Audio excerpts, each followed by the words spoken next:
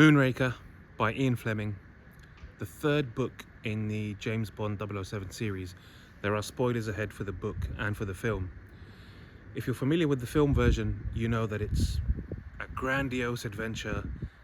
They have locations like Venice, Brazil, even outer space, famously.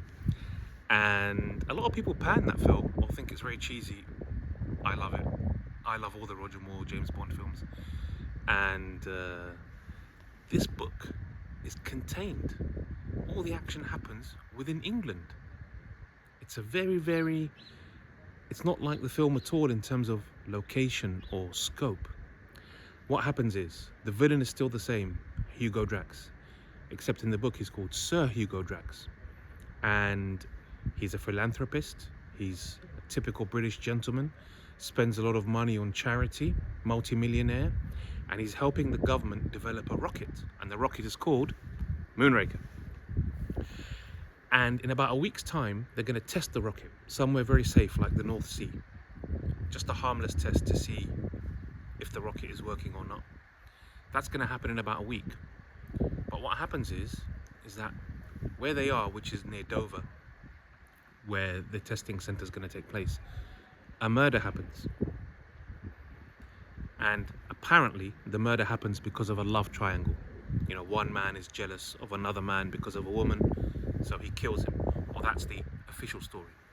So James Bond is sent by M to investigate. And James Bond and M are actually quite surprised by this. Seems like a domestic murder case. Why would MI6 deal with a domestic murder case or investigate a domestic murder case? And then, of course, from there, the story develops. And there is a twist at the end, which I am going to give away. That's why I said spoilers ahead, if you don't want to know what the twist is in the book. Now, the first time that M becomes suspicious of Sir Hugo Drax is he says to James Bond, I think Sir Hugo Drax is cheating at cards. Because M goes to this private club called Boodles in central London near St. James's Street, I think. And they play bridge there, and M thinks that Sir Hugo Drax is cheating at cards, but he can't prove it. And he knows that James Bond is a good cards player. So he says to James, you come with me to Boodles, you play bridge with this guy, Sir Hugo Drax, and then tell me how he's cheating and if he is actually cheating. And then that's how the investigation starts. We go along, we find out that some dodgy stuff is happening in Dover at the rocket center. James Bond does his investigations. As usual, he falls in love with the girl there, the girl who's at the center of the controversy. He doesn't get his girl this time because she's an undercover policewoman and she's engaged to be married to another policeman. So James Bond misses out. But they have, of course, this great adventure along the way. Where's the twist? The twist at the end comes where we discover that Sir Hugo Drax is not actually an English gentleman. He's not English at all. He is, in fact, German, and was a Nazi officer who, while he was pretending to be English in English uniform during a mission near the end of World War II, was actually the victim of an accident. And when people discovered his injured body, his cover was so deep and convincing that the English authorities actually thought he was an English officer. So they took him to hospital. For the rest of the war, he was recovering in hospital from his injuries. And then as he got out of hospital and started to recover his health, he discovered that no one knows that I'm German. And because no one knows that he's German, he stays undercover. And out of his hatred, because he's loyal to Germany and loyal to the Nazi Party, out of his hatred for England, he devises this Moonraker rocket. And in fact, it's not going to be tested harmlessly in the North Sea. He has secretly programmed the codes so that the Moonraker rocket is going to land in London and wipe London off the map. And that is the twist at the end. And of course, James Bond discovers this and the heroine of the story, she also helps James Bond.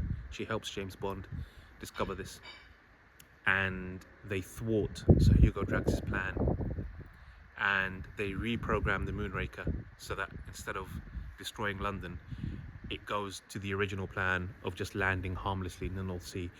And of course, Sir Hugo Drax is caught and arrested and killed at the end. So that's the twist. It's a very self-contained story. No outer space, no Brazil, no Venice, no exotic locations. Just all happening in England, in Dover. Now, let's get to Ian Fleming's writing style. In this story, we see more of the luxury branding, shall we say, lifestyle-wise, that is associated with Ian Fleming and James Bond. So in this book, we see Ian Fleming describing in detail things like the material on clothing, on suits. We see him describe in detail the interior of private members clubs in London. Places like Boodles.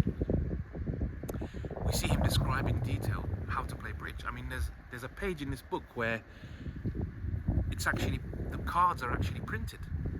You know, the deck of cards is printed, and the hand that Sir Hugo Drax has, the hand that James Bond has, and the other players have, are all printed on the page. So for a couple of pages, you're actually learning how to play bridge and following a bridge game. So it's that detailed. The pictures on the wall, all the paintings on the wall at Boodles, what the leather is like on the seats at Boodles, all of these things are described in detail in the book. And that's where you see the famous association between Ian Fleming, James Bond, and the luxury brands that we're familiar with from the movies. And in this book, you start to see that more. Also, the way that Ian Fleming has written the James Bond character notices what other people are wearing.